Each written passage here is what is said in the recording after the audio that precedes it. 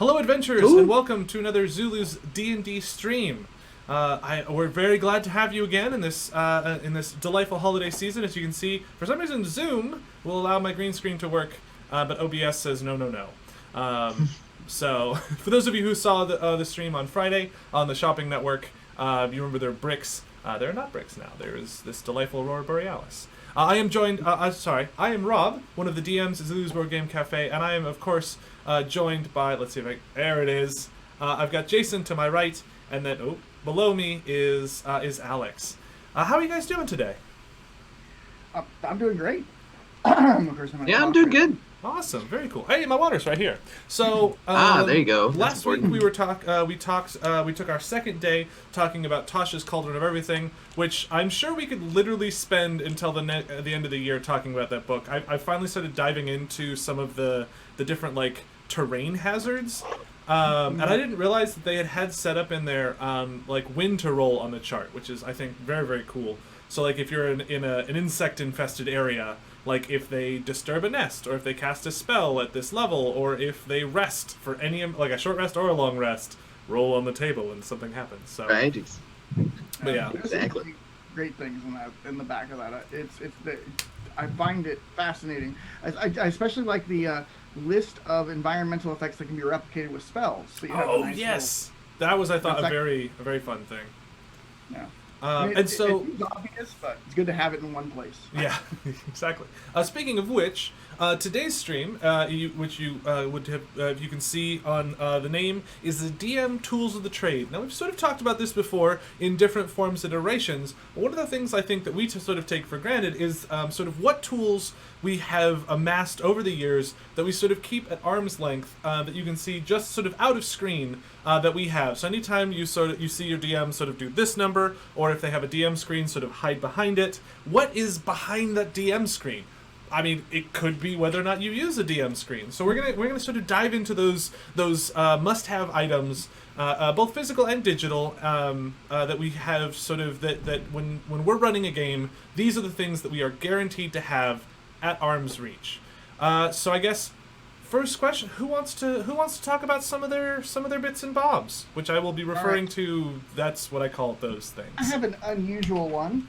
This is my preparing to write an adventure box. It's a giant thing here. What? I forgot I have it. I pull it out when I need an idea. Okay. So it involves a briefcase-y thing. It has a lot of things I use a lot, like post-it notes to put in your D&D books to mark where the creatures are that you're going to be using if you're using your books. Paper clips to add things to it. Those are just my default. Lower, I'm going to pull out something that isn't a standard issue, but I use a lot. These. What are those? Story cubes. I did. So, you've never used them. Okay. Cool. Yeah, let's learn about them. What are story cubes? Yes. So, I've done it with players, and I've also done it, you're trying to figure out a backstory for something. These are dice that have little symbols on them that are subjective.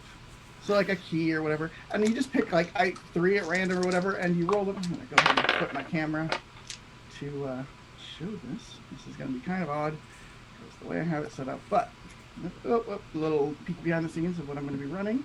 Ooh. All right, and make sure everything's going well. All right, so, for instance, typically it would be, you'd have some idea, the adventurers have been resting, and you're kind of going to start a new adventure. I got a tent, a tree, and a footprint. I can't really make out what I did. Wow, yeah, that's actually incredibly evocative, because immediately I'm just oh, okay, clearly there's going to be a path of something that leads to something else. Yeah, and there's a bunch of dice, and we have all different symbols, and this is what comes. We actually have it at the shop right now. We have to be honest, I might have to pick that up, because that sounds... And I'm a seat of my pants kind of DM, so a lot of times I will go into most situations having no idea what's about to happen. So having these to just be we've stalled dice. Yep, exactly. When I play with young kids in person, if they don't know a background for their character, you can have them roll a couple dice and have them tell you a story about their character from what they roll. That's what Rory Story Cubes are supposed to be for. You roll the dice and then tell a story making a line. And so I actually have some other specialty ones that I've used. But I use them quite a bit. I also keep index cards nearby. That's a huge one. But one of the other weird ones, I came across this, and don't ask me where I got it because I do not remember anymore. These are Halloween themed ones. So this one actually has natural hazards. That's awesome. So you can roll it for like, all right, something's gonna happen. I'm trying to remember what this one was supposed to be. No, Like darkness, like a thing in the dark. Yeah, something in the dark, I guess. A pair of eyes. Yeah, and this is just something creepy happens, so an invisible something. Oh, is it someone's going And invisible or someone? Person, invisible force. Yeah. There's equipment. There's. Is that on a D20? Yeah. Yeah, it's a D20 with a bunch of little symbols on it. Oh, that's awesome. Oh my gosh. Yeah. These are a lot of fun. I just remembered when you said keep it arm's length. I have that box, and I use it quite a bit actually. Like I said, I have a lot of different things. I have just those kind of things to help when you're first coming up with an idea for an adventure. That's always the hardest part. You should switch back to your face. Yeah, I'm about to. There we go. But that's the hardest part.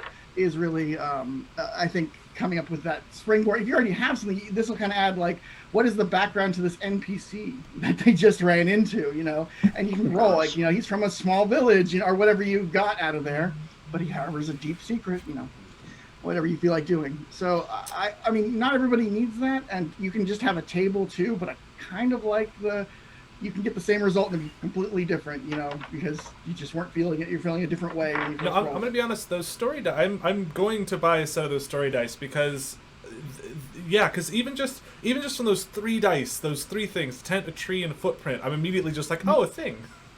Yeah. That is really nice. Yeah, you go with like some kind of Bigfoot creature, or a ranger hiding in the woods, or a treant that is trying to lure you out of the forest, or footprints that go for a while and then just abruptly stop with no explanation. Always good. So yeah, I thought I had to bring that up because I was like, yeah, that's a good one. So anybody else have a good thing they wanted to share? I put my stuff away. Well, what else is in that box? Was that I think I might lift it up just to show. Yeah, right now I've kind of emptied it out because I've been putting stuff in different places. But I didn't put my camera again. Get a better angle.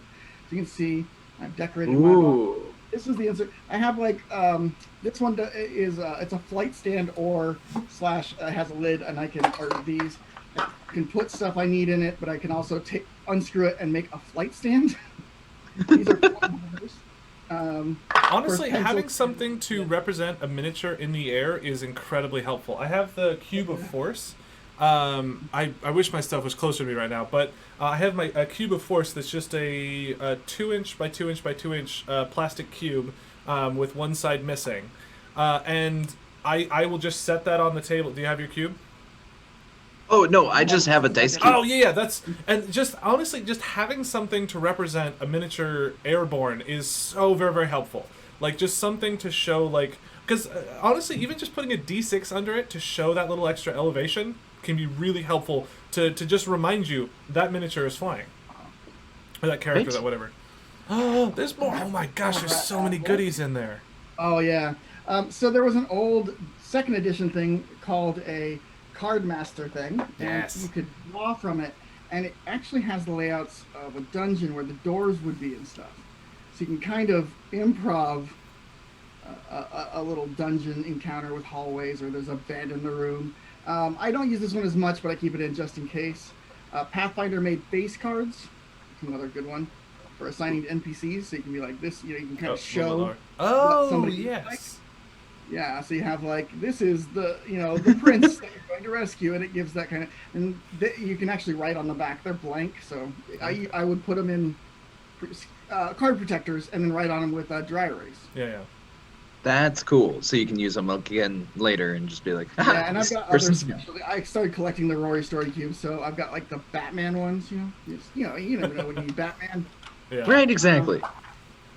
And like I said, I have the tiny index cards that are useful for quick notes. Right. Oh man, that's so cool. This is one that I've used quite a bit. The Creative Whack Pack. It's hard to find anymore, but it's a deck of cards that's meant to like kind of be a creativity tool. You draw cards out of it. It kind of like has you approach a problem from a different. Like, I want them to get to the dragon, but what do I want in the way? And you kind of draw cards in it. And it helps you come up with ideas. But That's yeah, awesome. I just and there's other. What are those story cards. decks in the middle? Are those the crit hits These and are crit the old failure? school. I kept them in there. I used to play Pathfinder. These are critical hit decks and critical fumble decks. I didn't use them much because I found they were way too horrible. They can get pretty things brutal. would happen and you'd just be like, oh, no. And then, I don't know if I have anything in here right now. Or like you'd end up getting one of the ones where it's like you pop them in the mouth, and so now they have a 50% chance of spell failure, but they're a fighter, so you're like, well, that didn't do anything. So that's my my DM prep box that I was using quite a bit. I'll just put my camera back here. So that's your prep box. Do you have like a pile of things that you always have within arm's reach while you're playing the game? Yeah. I do have a lot. Because I'm at home, so I can go a little bit crazier. Let me see if I can. I'm gonna move my camera here. I can show. All right. Let's see. I've got this here. Shift 2. And we've got, this is my drawer set here. So I don't know how well I'm gonna show it, but I've got things in here. So I've got my large minis. Oh, you got the orca. Yeah, That's cool. We're lucky. Yeah, and it's just like giants and things, pop out. Things that are big and I kind of want to put away. I have the giant monster cards. Oh, pad of paper. the giant monster cards. Always. Have a pad of paper within arm's reach at all times. That's an essential. Yep. All my pens, dry erase, or wet erase rather, and just pens. Also, I've been recently using this, but I've got up here a thing for organizing papers. And a quick shout out, one of the kids that I used to DM for, he took wood shop, so he made me a DM. Oh, that is so cool. Awesome. Holder. He cut it out and Oh, that's super dope. So you can just leave it right there and just be like, yeah. I'm the DM. So like all around me, I kind of have a couple stashes. I have a box full of. I'm gonna go back here. I have a box full of character. All the since we personally run multiple games, I have a box that's divided up for each different group. I'm sure we all have something like that, so we can keep track of the kids. I don't have miniatures. physical character sheets right now. Oh, like the miniatures. Oh, the miniatures and like anything like you're they're in. I should probably keep that. If they keep going to a same location, you kind of need the map or whatever slid in there or whatever you're using. Oh my gosh, I can definitely say that I do that as well. In my games, I run a special magical item shop called Flint and Flork's Magical Item Shop. Magical items inside of a shop with magic of the X city, and so I've got that layout of the map just in every single city that any of the players go to, and they're always greeted by Flint and Flork. And it kind of gets hilarious to see their reactions to being like, how many of them are there? But it's kind of like an easier way to be like, oh no, it's a magic item shop in every city. So it can make your job a little easier, but it's also kind of like a fun little Easter egg. Like, wait, they're everywhere. Kind of like the Pokemon, the nurse. She's always in every city. Yeah. Like Nurse Joy. Yep. But I also have these like trays that hold all of the characters' minis. Let me go ahead and swap cameras real fast so that I can point out a special spotlight on them. Give me a minute. And there we go. So I like to try and group them up. And so like this would be one group, whereas like this is another group right over here. This is a group of 4. This is a group of 5 right along here. And so that's a way for me to be able to keep track of like, oh, wait a second. Yes, this is your group. Oh, but you want to run into some other people. And so I'll be able to pull them off from the side and just be like, yes, you run into this person. Mm-hmm. So always having minis like on the side. It's always nice. My mini box. My setup is this bad boy. Yeah. That's what we got from somebody actually at Zulu's gave them to us and they weren't using them anymore. But these are 2 pieces that lock together. So I've got kind of tilted outside. As you can see, I have like bits of fabric because I use those sometimes for. Right now, I have a group inside of an undead purple worm that is a necromancer's lair, and so I've been using grotesque and fabric. delightful. Yeah, and it's amazing. recently become animated and is heading to their small hometown. They've got to try and stop it before it devours it. Oh, that's magic. What? That is, Jason, I tip my hat to you for that, sir. That's a delightful storyline. Yeah. Yeah, it was one of those, I want to do something different with a necromancer, and that just, struck me as amusing. Yeah. Plus, it's nice and gross, so it's good for kids. Right. So for my miniature case, I have one of the old Games Workshop ones with the 3 layers of little cutouts. And what I've ended up doing is my top layer is sort of my generic monsters. They're the ones that I end up using the most often. So I have a set of 8. Actually, I think I have 8 or 10. That's only 8 of them. 8 of these sort of guard minis. So they're humanoid. They have sword and shield, bow, and then spear, and then polearm. 2 of each. And so that's on the top. I have my skeletons, which end up getting used for a lot of things. Skeletons are very common. And then just my kind of handful of kind of go-to monsters. So I've got some ghosts. I've got some other things. There are a lot of times that top foam is generally the sort of monsters that read well on screen. It won't always necessarily be the same sort of the same stat block.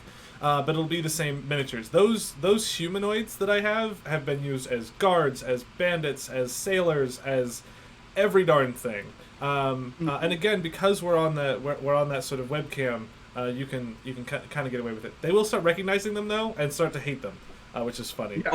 Oh yes, I've definitely gotten some characters that they're like, why are we running into this guy again? And I'm like, because he's a recurrent character.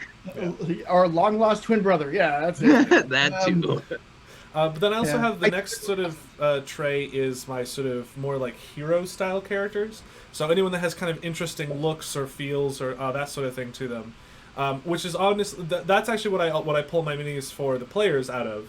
But then if I want to have a more sort of interesting looking character sort of hit the table.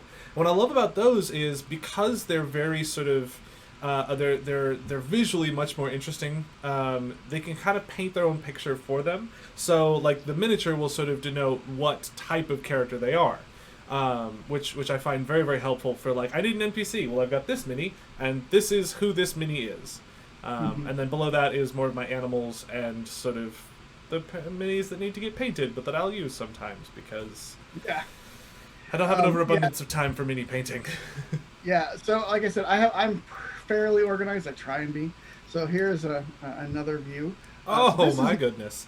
It's like literally, I'm just right here. So as you can see, I have a lot of Plano boxes. I actually have them labeled, so you can't read them from there. But like things like I have like martial, and then I list which weapons they're armed with, because if I need a sword fighter, I can kind of dig in there. Ones that are in plate mail, so they tend to be knights and stuff. Yep. I actually have them in separate things. I'm just elves, just dwarves in separate, like little smaller cases.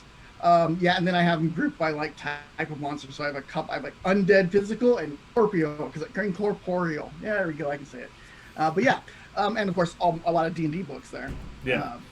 Because you need those at arm's length all the time. I love D&D Beyond. I think it is a very good resource. But I will always try to keep my core books, the Player's Handbook, the Dungeon Master's Guidebook, and the Monster Manual, within arm's reach. Or at least in the same room with me, because there's so many situations where like I know Jason you use your tabs, which is probably the smarter way of doing it, but the whole like grab the book and flop it open thing, just like to a general area, because in my head I sort of know where in the book I can find a thing, and I can sort of flip beyond that. When sometimes like I'm like I don't know how exactly to look that up in the search bar. But yeah, so I like to use the good old Google. Yeah, right. So Alex, what kind of tools and things do you have that you always keep within arm's reach of you?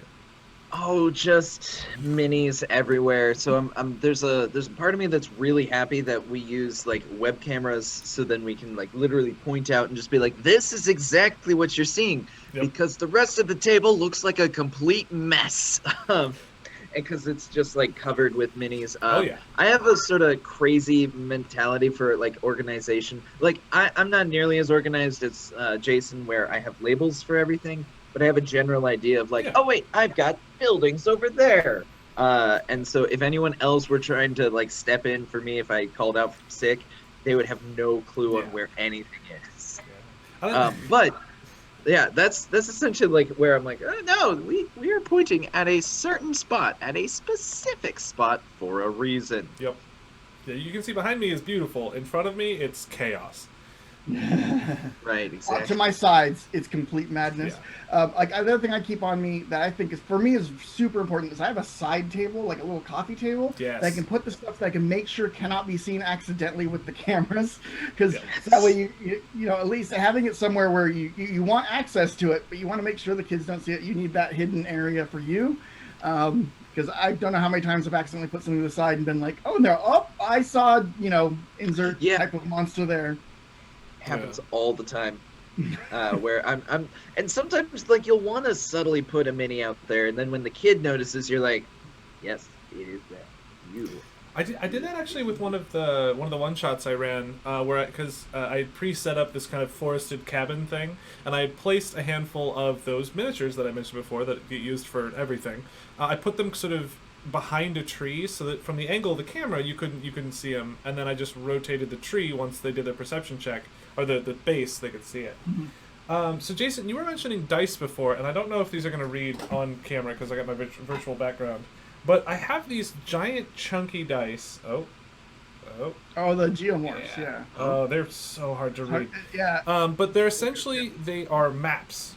So I got a total of 5 of these monsters, and they're just these huge dice with maps on them. And what's great is there's a tunnel that leads in on a couple of places.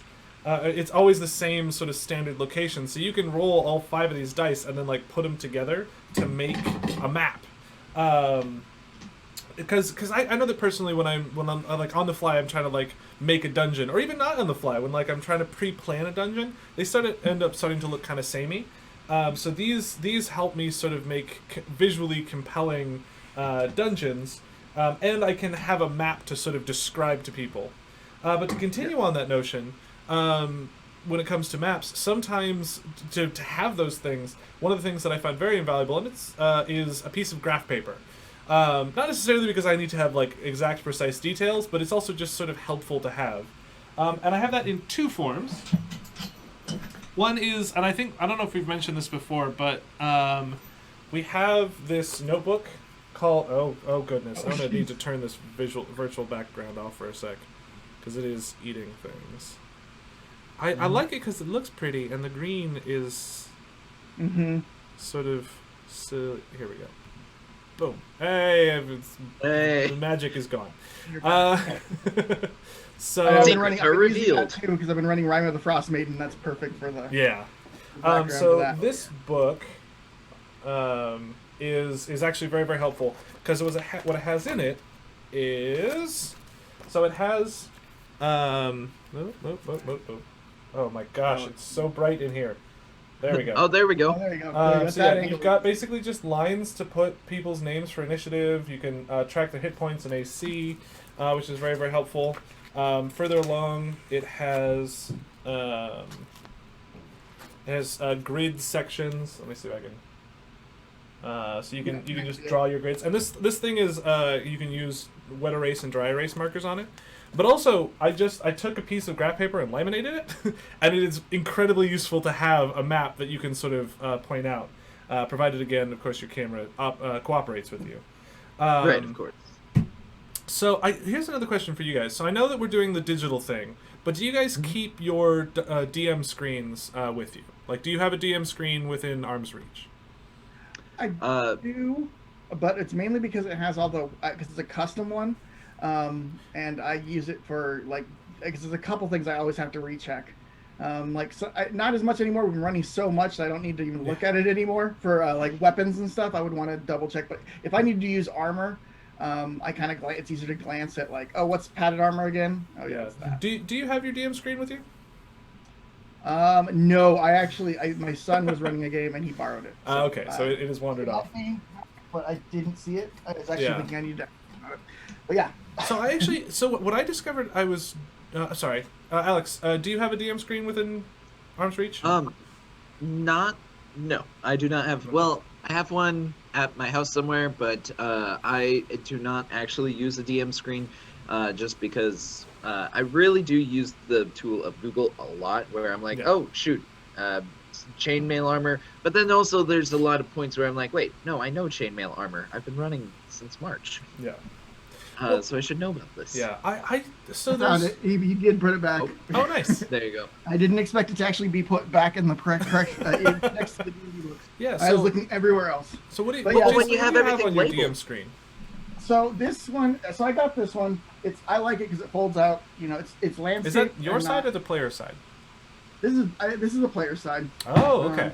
So on the player side, it has all the what you need for each level, what the bonuses you get.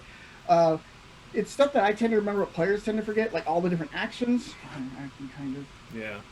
But anyways, what you get, what proficiency with armors does, because that's an easy. It's just the stuff that can kind of glance, like what difficult terrain does, and that all the stuff moving from prone, magic stuff. But on my side, it's pretty much just a list of all the skills, proficiencies. Because when you're calling for rolls, you go, all right, yes, it's going to be Arcana, that kind of thing. Yeah. And then armor, weapons, and all the weapon properties. Weapon properties important, and set difficulties. What was it? Actually, so I just recently got and I turned my visual background on again, and I shouldn't have because I was going to show more things. You can kind of see it. Yeah. So this is the new DM screen that they just came out with. It's where's this package? Here it is. It is Dungeon Master Screen Wilderness Set, and I haven't had a chance to really dive into the pages that come with it, but I was noticing, so one of the things that they have on almost all the DM screens that I really appreciate is the setting a DC. So very easy is a DC 5, easy is a DC 10, moderate is 15, hard is 20, very hard is 25, and then nearly impossible is 30. So when you're preparing your session, or if you're just doing it on the fly, they're like, I want to do this random thing. You're like, what? I don't know. Give me the athletics, and the thing that you're describing sounds hard to do. So, you obviously wouldn't tell them the DC's 20, but the Right, but preset you the just DC make 20. it. Yeah. You just secretly make it 20. So I like to have a DM screen close to me so I can grab it and look at it. One of the things that the DM screens now have taking up the two center panels are the conditions, because conditions get used, I think, just a whole lot, or in my games they do anyway. But what I also ended up grabbing, because I liked them, and I keep popping out of frame, which I'm sure is great TV. So the Deck of Many is they have these big old tarot cards. Oh gosh, we'll just put them in front of me and then it'll be fine. So they have these big old tarot cards, and what's fun is these are all the conditions you'll run into. So I don't know how many sessions I have just had this sort of in my hand while I'm playing, just because like in combat, if they're dealing with things like being grappled, let's see if I I've angered the machine. Oh no. So it has, it just has all the things, and so I can just think to myself, all right, prone says, but yeah, so this stack of cards is almost always with me. If it's not in my bag at my feet, then it's on the table where I can reach it. That is probably one of my most used tools, is just having the reference cards with all the conditions. And it's a nice fun thing to sort of play with as you're running a game. Make noise in the background to distract. That's my other. I have my my GM material. I actually, so I keep this one, but I have I have my own custom cards for the condition. Very fun. that I made. So I kind of have, but they can be pulled out because they're there's some, and then whatever monsters I tend to use mainly when I was playing in person, I'd have them in here from the thing that were set up for the adventure. Yeah. As you can see, I got and pictures of things that I wanted to flash back before we were using it all online. It's way easier to do rather than and I have like a lot of I'll have like spreadsheets of the monsters that are going to be constantly used for the adventure.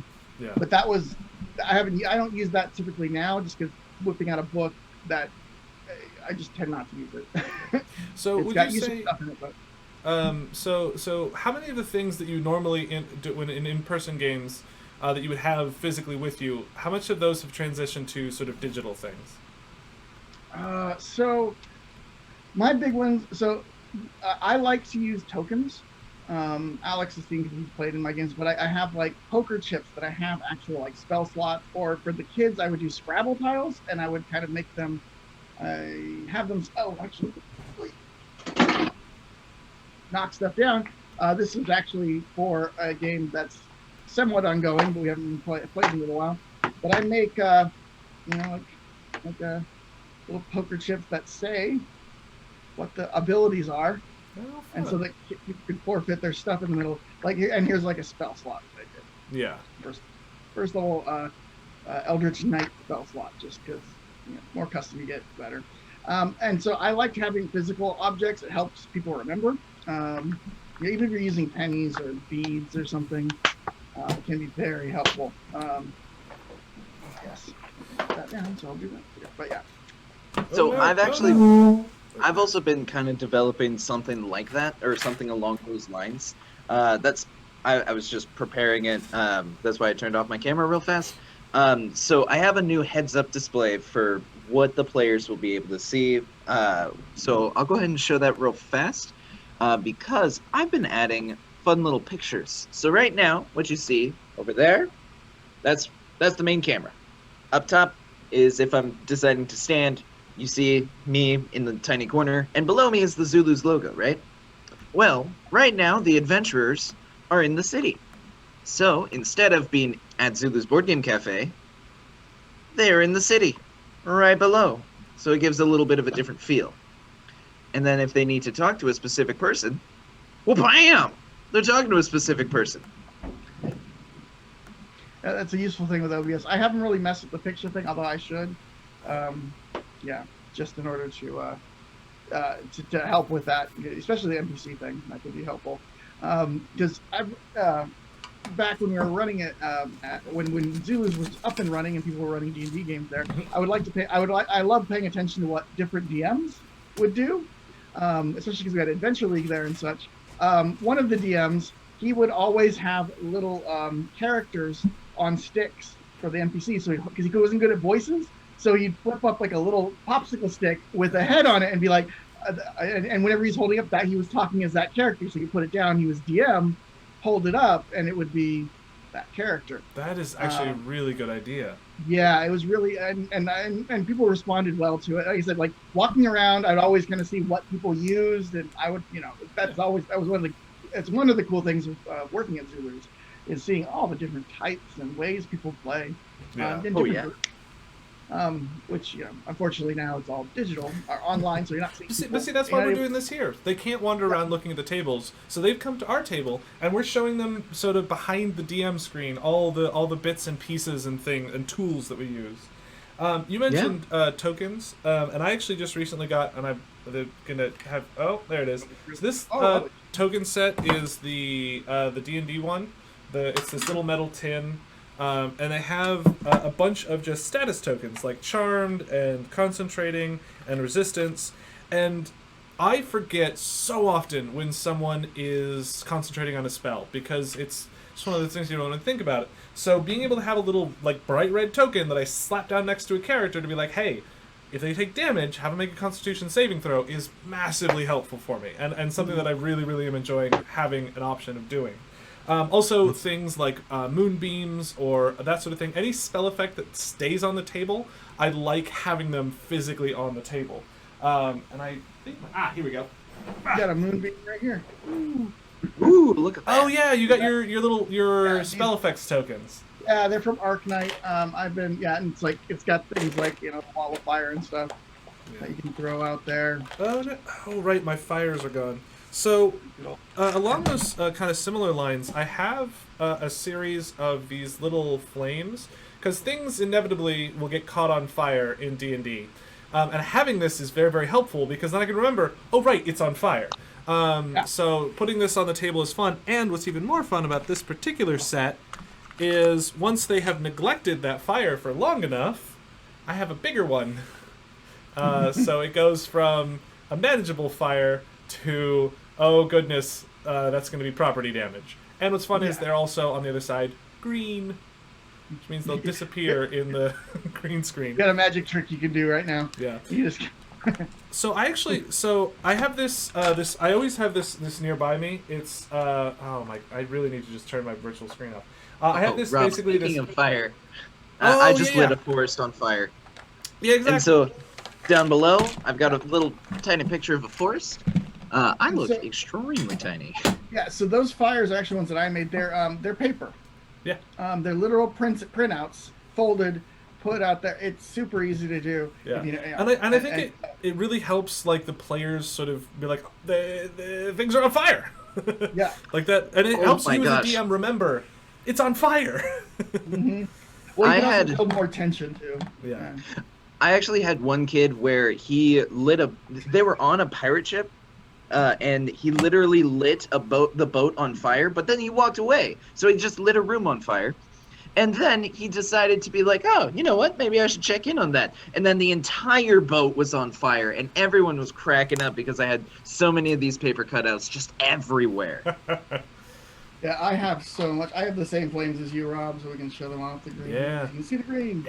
Those are so helpful. Well, and speaking of like hiding things and stuff, so and actually I had a conversation with a guy in the Zulus the other day. Well, several months ago, and he's getting started, and I was talking about like I was running some different stuff, and he asked me about maps. And one of the things that I like to do is I got the sort of set of maps. They're like poster maps. I took those guys, but I discovered with a surreptitious use of like this is a little flat tree thing, you can cover up details on the map so that you can change the overall feel of it. I have another map that I use a lot. That is essentially it's a river in the middle, and then on both sides there's this sort of town with a bridge crossing it. What I discovered is if you take that map and fold it in half, it's now a small encampment at the side of a lake with a dock that goes out into the water. So I think like you can really get creative with the sort of maps that you have. And that sort of thing. Like we noticed that if there is a treasure pile or a body printed on a map, well, it might just be sort of a flavor detail. Kids will notice that. They will 100% notice that. And so having little things like these sort of trees that I can just slap down so that I don't have to worry about them. I've got. Here's another one that's super handy. It's anyone can get them. This is a box of rocks. Man, it makes difficult terrain. You just throw it. You got literal scatter terrain if you just throw. I've got a bunch of also these types of things. These little gemstone, the little flat beads. If you put them out, they make a good frozen lake. Oh yeah. All together, they actually look really. I have a bunch of like sea glass, and so that put out really looks like a frozen lake. Yeah. But I'm running right in the Frostmaiden, so I actually separated out white rocks so I could make it like snowy fun.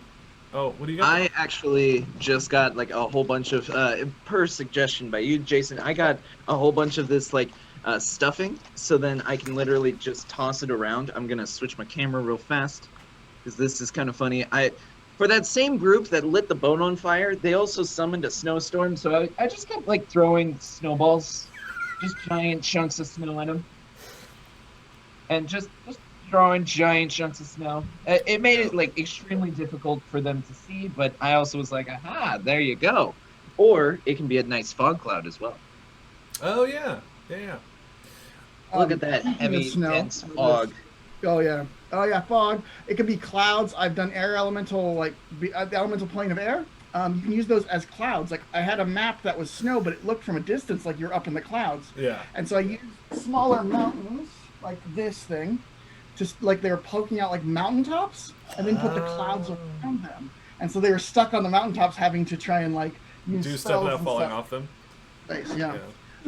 But a simple-ish is let me get my camera here. See, I've got a big old toy as a stash. But if you notice the ground, it's snow. Rhyme of the Frostmaiden. This is just felt. This is white felt. I've actually invested in a couple of different white felts. So like here you go. If I need to do a beach, I've got it's kind of a sandy color. I've got green. I've got dark brown for the top of a mountain. I can also stick stuff under felt to make it a hill. Which I haven't done. You can kind of look. We forgot you could do that. Yeah, you can do all sorts of stuff like that with felt or fabric. Like I said, I got this is old Mage Knight stuff with some minis next to it. But yeah, getting ready to raid the castle. So I actually so after you told me about that, I definitely I went to Joann's to grab the stuffing, and I also did grab some fabric so I could just lay it out. It seems pretty successful, but unfortunately we were in the middle of combat, or at least they went directly into combat, so I'm like, I need a tape measure. So that's also something else. If you don't have 1-inch squares, a tape measure works. Also, templates I think would work very well. For the most part, most things in D&D are going to work either in 15, 30, 60, or 90-foot increments. So if you have just a 3-inch, 3-inch, 6-inch, 6 inches is going to be used for so much things, because most creatures have a 30-foot movement. 30 feet is going to be each 1-inch square is, what is that? Each 1-inch square is 5 feet. 5 feet. My brain turned off for a second. Yeah. So we have these little tiles that got donated to us. So each of them, they're 3 by 3. So it's 15 by 15. So this is perfect to represent a thunder wave. yeah, I have them. I've been looking around. I set them somewhere, but I have square dowels, and I've cut them down to 6-inch increments. So I can just put them in front of the characters when I'm not running. So and actually have it painted so it shows short and long range with a dagger. I can put it down and they can see. Yeah, that just I don't know. I set them down and they are not near me. I'm going to need them, but I have there are the boxes of dungeon tiles. In dungeon tiles, a lot of times they will have these. So this is a 2-inch by 2-inch. It's a tree on one side, and then an explosion on the other. Yes. I love these, and I've collected a handful of them. So I have these. So photograph boxes. So this is designed to put photographs in. They're pretty skinny. They seal up. As you can see, this is my extras and other bin.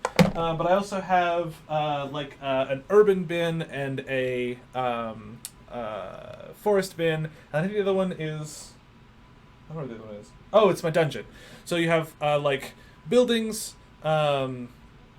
The upper floors, so they're just so nice to just have these little tiles, because I can take either just a rollout grid and then slap these on, and it'll add a lot as far as if I'm I need a pile of junk, boom, pile of junk, table and chairs, done, table and chairs. Or if I have something that I want to cover up, I've got this little 2x2 thingy, just slap that on there. And they got all kinds of different sort of size and shape things. And so these things combined with any sort of grid map, I can completely change the look and feel of that map just by slapping a couple things down. To continue on that notion, oh gosh, I have been collecting over the years a handful of, again, that bits and bobs thing. Oh, I have to open it. I don't want to dump it all over. But a little bit of set dressing can go a long ways. And so I have in here, I have just barrels. Barrels are awesome for giving the feel of an industrial thing. My desk, I end up using this little desk a whole bunch just because it's nice to have. But sometimes you just need a good old-fashioned table. And so having that table and chairs is really interesting. And then honestly, so I have these little bookshelves that they'll end up all over the place. I have some with stuff in them. A lot of them are just empty because I have loads of them. But I've actually honestly had the kids more than a couple times use it almost as a weapon. They'll push them down onto people or move things around. And so you can set these very interesting sort of scenes by just slapping a couple pieces on there. A big flat open area. I put 4 of these little pillars in it, and all of a sudden it changes the whole feel of that room. So having just a couple little pieces that can kind of give a feel to a place is awesome. And again, most of the time, once the minis are on that map, you do not need a lot of stuff. In fact, you shouldn't put a lot of stuff. But like just having a couple bookshelves along the walls, having maybe like a table and chair. I have my little round table. Like that can add such a delightful element to it. Speaking of rocks. Oh Just yeah, have a rock. you need the rock. As a DM tip too, always remember that the monsters / NPCs can use the terrain to their advantage too. Because I know I was running an adventure with Dwergar who can grow large, and there was a table in the room, and I just had him grow large and kick the table to block off the only exit. So they were stuck. One of the other characters had to try and fight it to get in the room where there was a table blocking the door, and they weren't the strong character. Where the other one was just stuck with a giant dwarf. Yeah, trying to beat him up. Just beating him mercilessly. Yeah. This is the map I was talking about before, where in its full size, you've got the peeking out the side. You got this sort of camp with the bridge, but then with the surreptitious fold here, boom, lakefront property. Don't worry about that. Right, exactly. And like even with this one, what I've done with this one actually a couple times is I have kind of in the same way that I had those little fire tokens, I have some building roofs that you can just slap on top, and all of a sudden you can take this relatively barren looking area and you can fill it with structures. So that you can have some stuff to play around with that. And there's also some odd things that can be your friend when doing terrain. Like I said, I showed you, I have this castle that's from an old game. I have like a lot of pieces. I have a bunch of army men stuff that has proved to be very useful. Like even just, I mean, obviously some of it won't fit in D&D for army men, but you can find some unusual things, in a toy store. Yeah. Yeah, definitely. Alex, don't you have like a castle wall that's a... Yeah, I've actually set up the castle wall, and I swear I do have another castle wall. I'll go ahead and show that real fast. But yes, I do have this castle wall. I like it. I like it as kind of like the big. Oh, this is the big place where you. Well, there's a lot of people around, and this is definitely keeping people safe from inside and out. Yeah. I typically line it up with some super strong dudes, but I also found that, well, that's a giant tree that was on fire, or at least the courtyard was on fire.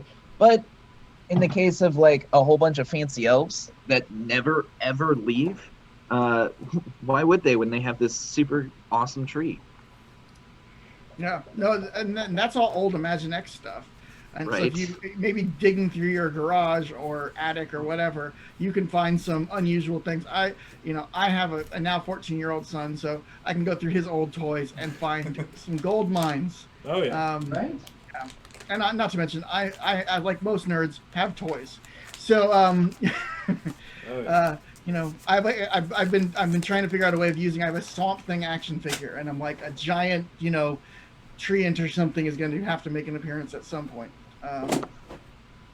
You got to make sure you get the weird stuff that's not like super pop culture-y, because then otherwise the kids are going to be like, "Hey, wait, that's a Mandalorian." Yeah. This one is one that has struck fear in many a player. This thing is, I mean, to scale, I'm gonna flip my camera just to show you the scale is great, because it truly earns those T-Rex stats in the book because. Wrong one there. Here we go. Look at that. It's just so massive. It just and plus it has this nice effect of opening its mouth. So, and I like just having. I've had it just off screen, just you barely get a bare look at like a toe, and then it's just run for your lives.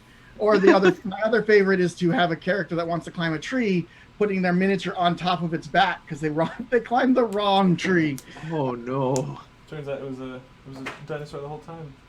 Yeah, so I have a whole bag of just map tiles. Like in these, I've collected too many over the years. Half Price Books is your friend. There's only multiple Half Price Books. They have these map tiles that are all kinds of crazy stuff. They got a Stonehenge. They've got just sort of water scenes. And they're all sort of designed to sort of be put together, so, well, not this one. That's super cool. These are what I was talking about for my measurements. There you go. Oh, there we go. So this is a range of, I put 4 because it's 4 squares, so it's 20 feet, and then this is for a thrown dagger.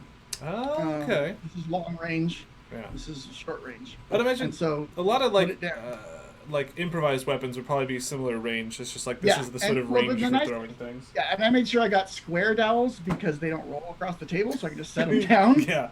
See, that's good thinking right there. Yeah. What else do I have in my bag? I tried doing a longbow one, but the range on the long range of a longbow is insane. You just pretty much go anywhere on the table. Yeah. On the site, there you go. As I don't think pretty I could crazy. build a map long enough to encompass. Yeah, 220 feet. Yeah. I also was realizing how long like range was because I had a warlock that was like just literally shooting the eldritch blast, and thankfully he didn't have the eldritch spear, so his range was 300 feet, but 120 feet is still really, really far away. And they don't get any like distance penalties. Right? It's just all considered one range, so it's like, oh boy, you can, if you really want to, you can just hang out 120 feet back from the action and just ding, ding, ding. That's Which was kind of what was happening. He was like, yeah, there's like a fighter and a paladin that are beating some guys that are way over there. I'm just gonna stand over here. yeah.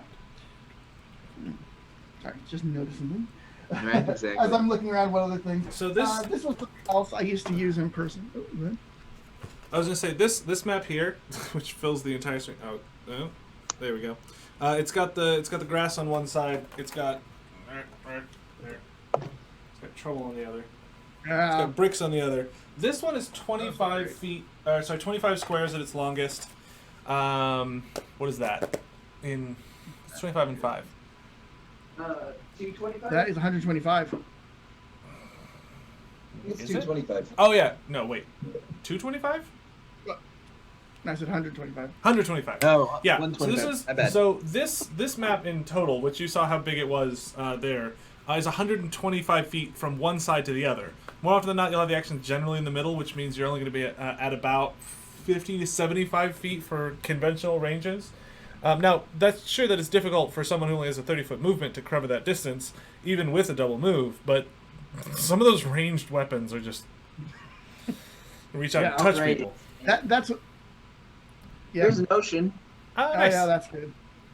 So in case One of you the other have things I used to any- use in person was, of course, item cards. Oh, yes. But like I made my own. If you look, I'm gonna actually. Anyways, so on it says vial of glowing liquid, a glass container holding a brightly. But on the other side, because I would play in person with kids, you flip it, and if they were able to decipher what it was, or you would have the actual answer, which is it's a potion of levitation.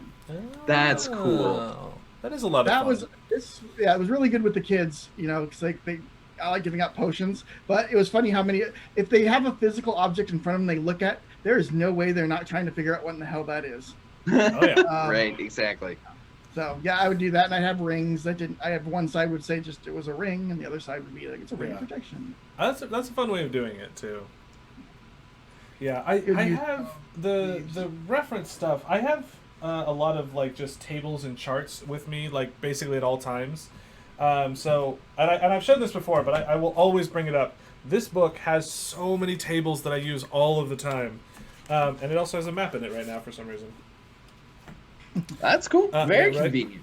So Oh, the because map you've been looking for. one of the most common things I run into is kids and adults to a great extent. They want to look through things pockets, and I find often that I don't want it to just be like nothing in there. Like I'm like that people have things in their pockets, and all sort of yada yada in a way. A lot of times with you don't find anything of use or value, but this thing has this delightful sort of chart. That is just pocket filler. Literally, it is pocket filler. The player's handbook also has a chart. It's called trinkets. It's in the end of the equipment section. It's literally 100 items that are just items. So if you don't necessarily want to use this guy for pocket filler, I think that is such an amazing tool to just be like, yeah, we're gonna add some more stuff there to make it more interesting. If we're showing off some other maps, Yeah. I actually do have. So I have yeah. built out of Warlock Tiles just a small building, but this is the glorious Flint and Florg's magical item shop that is in every single Yeah. city.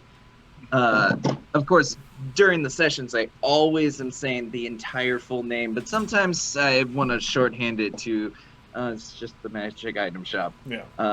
But for consistency's sake, I always make sure that if it's a location, I know the location and I say the whole name every single time. Yeah. Yeah, that's cool. Yeah, no, the Warlock Tiles are another good one in terms of like having a good thing on hand. They are incredibly, like, stays together. visually, they're very compelling. Like, I ran a one-shot Saturday.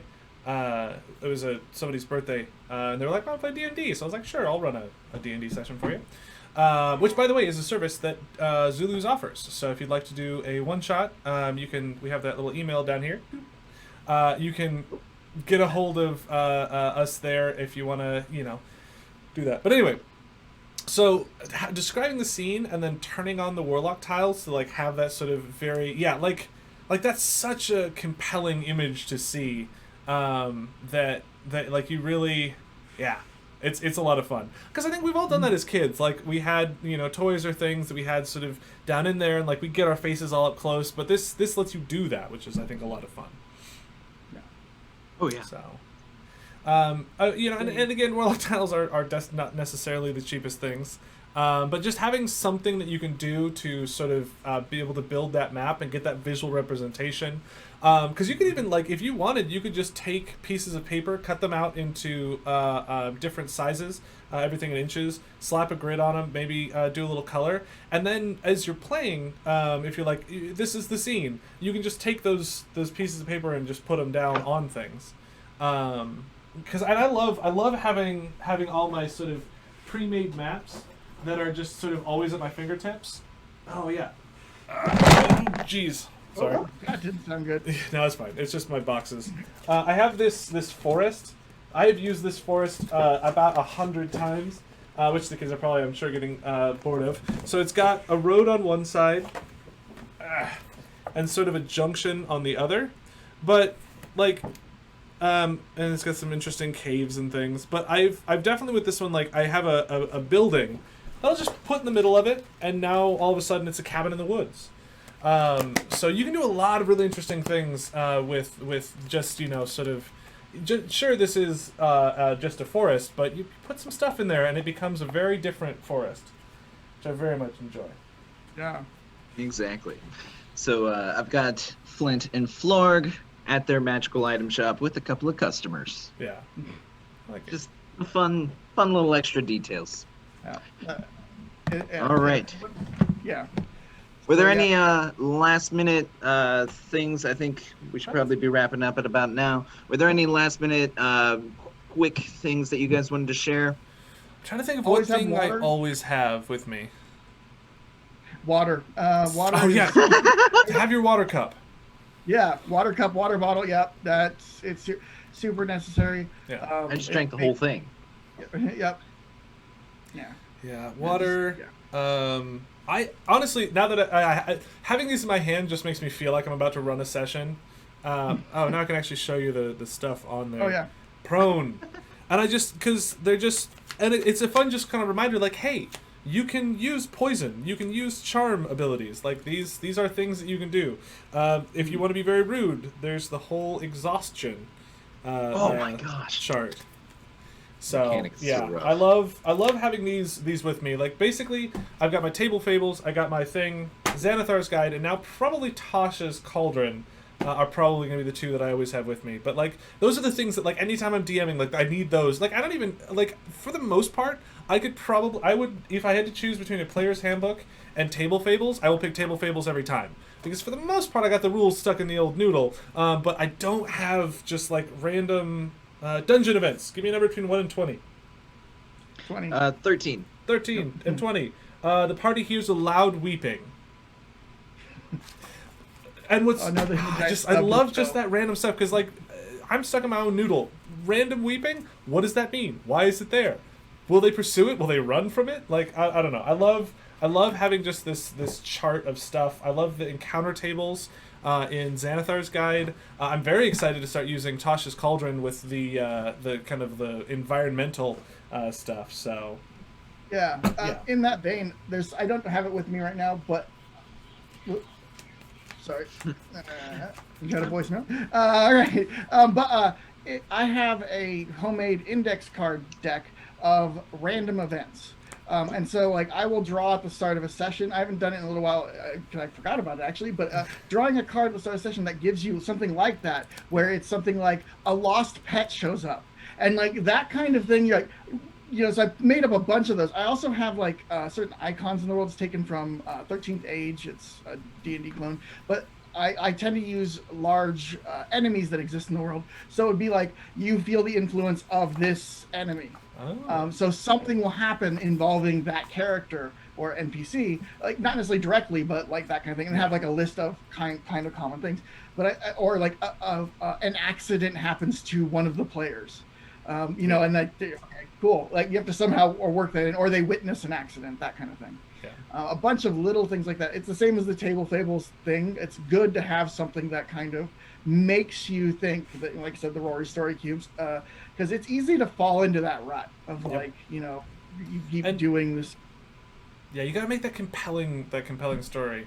I think honestly, I'm going to, as soon as we're done here, head to the store to get food partially, but also I'm grabbing those story dice because that's like even just like that one roll. I'm just like, ooh, footprints. What does it mean? What can I do? Now you don't necessarily have to have these things pre-made from someone else. You can make your own random encounter tables. It's just these are very nice because they give you a little sort of something extra. And none of these things are required. All of these things that we're talking about are what we use to enhance our sort of experience as a DM. That things that we over the years have collected that we sort of keep again within that arm's sort of reach while running a game, so that you're like, it's your trusty sword.